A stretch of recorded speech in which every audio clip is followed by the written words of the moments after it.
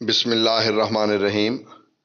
میں ہوں عنایت اللہ کاشف ایڈوکیٹ اور آپ دیکھ رہے ہیں لیگل انفارمیشن۔ ای او بی آئی کے حوالے سے آج 3 بہت ہی اہم انفارمیشن آپ کے ساتھ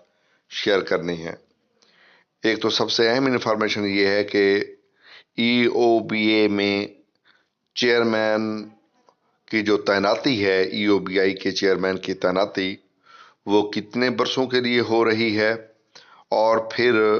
جو ہمارے بزرگ پینشنرز ہیں، ایپوا ہے اور لیبر فورس ہے، یہ تمام تر تنظیموں کے کیا تحفظات ہیں، اور جو سابق چیئرمین جو حال ہی میں ریٹائر ہوئے ہیں ان کے حوالے سے ایک وائٹ پیپر شائع کیا گیا ہے۔ وہ وائٹ پیپر کیا ہے، اس کی تفصیل کیا ہے، یہ بھی آپ کو بتائیں گے۔ دوسری بہت ہی اہم خبر وہ یہ ہے کہ ای او بی آئی میں ایک کھلواڑ ہوا ہے۔ ایک افسر تھا جس کو مار دیا گیا۔ اس مردہ شخص نے اپنی ڈیتھ کلیم اور دیگر واجبات حاصل کیے، اور کچھ عرصے کے بعد وہی مردہ شخص پھر زندہ ہو گیا اور اب ای او بی آئی سے مشاہرے وصول کرتا پھر رہا ہے۔ یہ کون شخص ہے، کیا تفصیل ہے، یہ بھی ہم آپ ڈیٹیل سے بتائیں گے۔ اس کے ساتھ ایک بہت ہی اہم فراڈ ای او بی آئی کے ساتھ ہوا ہے، وہ یہ کہ ای او بی آئی کے بہت سارے لوگوں کی یہ خبر آ رہی ہے کہ ان کو میسج موصول ہو گیا ہے کہ آپ کی پینشن آ گئی ہے۔ جب وہ اے ٹی ایم پر پہنچے تو انہوں نے میسج بھی پڑھا، دیکھا، وہاں پر بھی آ گیا کہ جناب آپ کے اکاؤنٹ میں رقم منتقل ہو چکی ہے، لیکن عملاً اے ٹی ایم میں رقم موجود نہیں ہے۔ تو یہ 3 اہم بڑے واقعات آج ہم آپ کے ساتھ ڈسکس کریں گے۔ تو سب سے پہلے جو خبر ہے وہ ہم ڈسکس کر لیتے ہیں، وہ ہے جو وائٹ پیپر شائع کیا گیا ہے۔ وہ کیا ہے، اس کی تفصیل ذرا سنیے گا۔ محنت کشوں اور ملازمین کو مخاطب کیا گیا ہے کہ ملک کے تمام صنعتی اور تجارتی اداروں کے ملازمین متوجہ ہوں۔ اگر آپ مستقبل میں ای او بی آئی سے اپنی اور اپنے لواحقین کے لیے پینشن کی ضمانت چاہتے ہیں اور اس قومی فلاحی ادارہ کی ترقی و استحکام اور سلامتی چاہتے ہیں، تو سابق چیئرمین اظہر حمید کی ای او بی آئی میں مزید 3 سالوں کے لیے کنٹریکٹ پر تعیناتی کے خلاف جید و جہد میں ہمارا ساتھ دیجیے۔ سابق چیئرمین ای او بی آئی اظہر حمید کے پچھلے 2 برسوں میں اس کے بلند بانگ دعووں کے برعکس محکمہ ای او بی آئی ہر لحاظ سے تنزلی اور بدسکونی کا شکار رہا ہے۔ ملک کی لیبر فورس کا صرف 17% ملازمین ای او بی آئی میں رجسٹرڈ ہیں، جبکہ ملک کی لیبر فورس کی لاکھوں کی اکثریت آج بھی ای او بی آئی کی پینشن سے محروم ہے۔ اظہر حمید نے وزیر اعظم عمران خان اور معاون خصوصی زلفی بخاری کی آنکھوں میں دھول جھونک کر اور اس کی خوشنودی حاصل کرنے کے لیے ای او بی آئی کی پینشن میں 2 بار اضافہ کرنے کے لیے اور اس مقصد کے حصول کے لیے ان کے سامنے من مانے اعداد و شمار پیش کرنے کی غرض سے ایک غیر معروف کمپنی سے پینشن فنڈز کی ایکچوریل ویلیویشن کرائی، اور جس کی رپورٹ بورڈ آف ٹرسٹیز کے سامنے بھی پیش نہیں کی گئی، جبکہ حقیقت یہ ہے کہ ای او بی آئی پینشن فنڈ پینشن میں کسی قسم کے اضافے کا متحمل نہیں ہو سکتا تھا۔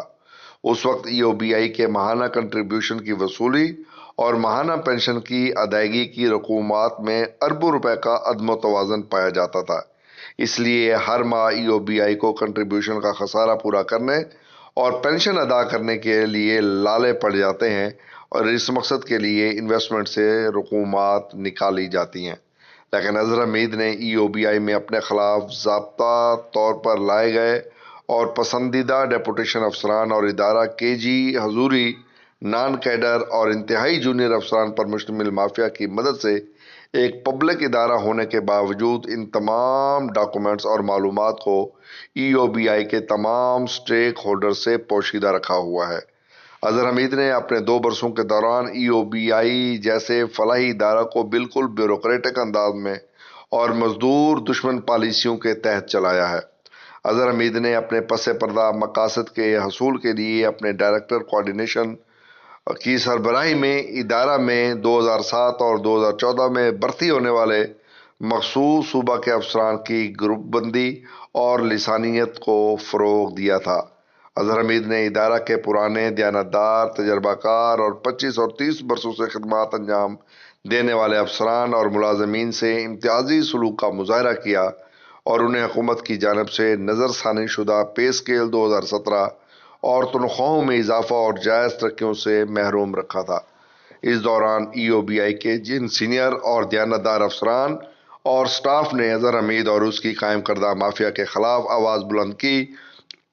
انہیں مختلف طریقوں سے انتقامی کارروائیوں کے ذریعے نشان عبرت بنا دیا گیا ہے۔ اظہر حمید 18 فروری کو اپنی ریٹائرمنٹ پر جاتے جاتے ایک ہی دن میں غریب محنت کشوں کے پینشن فنڈ سے 46 لاکھ روپے کی خطی رقم بٹور کر لے گیا تھا، اور اس کے ساتھ ساتھ غریب محنت کشوں کے ادارہ کو اپنی ذاتی کمپنی سمجھتے ہوئے اپنی جی حضوری مافیا کے افسران کو اگلے گریڈ میں ترقیاں، من پسند شہروں میں منفعت بخش اور کلیدی عہدوں پر تبادلے اور مال مفت دل بے رحم کی طرح ان لاڈلے افسران کو ایک ماہ کی تنخواہوں کے مساوی آنریریم بھی بخش دیا تھا۔ اظہر حمید کھوکھر کی ریٹائرمنٹ پر ای او بی آئی کے ملازمین نے سکون کا سانس لیا تھا، لیکن اب معلوم ہوا ہے کہ اظہر حمید اپنے زبردست اثر و رسوخ کی بدولت ایک بار پھر ای او بی آئی میں 3 برس کے لیے کنٹریکٹ کے ذریعے چیئرمین کا عہدہ کے لیے پل توڑ رہا ہے۔ لہٰذا ہماری آپ سے دردمندانہ اپیل ہے کہ ہر سطح پر مزدور دشمن اور بدعنوان سابق چیئرمین اظہر حمید کی ای او بی آئی میں دوبارہ واپسی کے خلاف جاری ہماری جدوجہد میں بڑھ چڑھ کر حصہ لیں اور اس مزدور دشمن اور افسر سے محکمہ کو بچائیں۔ یہ لیبر فورس کی طرف سے جو ہے مہم چلائی جا رہی ہے۔ لیبر فورس جو ہے وہ مزدوروں کے لیے کام کرنے والی ایک بڑی اچھی تنظیم ہے جو ای او بی آئی کے حوالے سے ایپوا کے ساتھ کام کر رہی ہے، ایپوا ان کے ساتھ مل کے کام کر رہی ہے۔ بہرحال یہ بڑا زبردست کام ہو رہا ہے۔ اب میں آپ کو جو ہے وہ لے چلوں گا دوسری خبر کی جانب، اور دوسری خبر جیسے میں نے آپ سے عرض کیا ہے وہ بہت ہی اہم خبر ہے،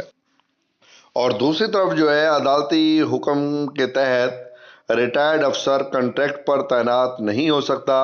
ای او بی آئی میں کیسے کیا جا سکتا ہے؟ موجودہ حکومت مزدوروں کو مراعات دینے کے بجائے ان کے ادارے کے فنڈز کو داؤ پر لگانا چاہتی ہے۔ ای او بی آئی کے چیئرمین کے اشتہار کے لیے سازش کی بو آ رہی ہے جو شاید وزیر اعظم جو ہے وہ محسوس نہیں کر رہے ہیں۔ ایپوا نے ای او بی آئی کے چیئرمین کی آسامی کے لیے درخواستیں طلب کیے جانے کے معاملے پر اپنے رد عمل میں کہا ہے کہ ہم اس اشتہار سے سازش کی بو آ رہی ہے۔ اگرچہ موجودہ حکومت ہر وقت کرپشن سے پاک معاشرہ کے قیام کا نعرہ الاپتی رہتی ہے، لیکن اس کے برعکس ہماری بیوروکریسی اپنی پرانی روش پر ہی قائم ہے۔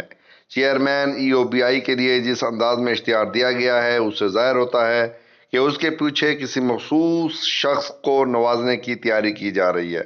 ایپوا نے اپنے خط بنام معاون خصوصی وزیر اعظم پاکستان زلفی بخاری ارسال کیا تھا کہ ای او بی آئی کو کرپٹ مافیا کس طرح لوٹ کھسوٹ رہا ہے۔ حال ہی میں 2 اہم واقعات ہمارے سامنے آئے۔ ای او بی آئی کی قائم مقام خاتون چیئرمین جو ڈیپوٹیشن پر تعینات ہیں نے اپنے شوہر کے علاج کے لیے کراچی کے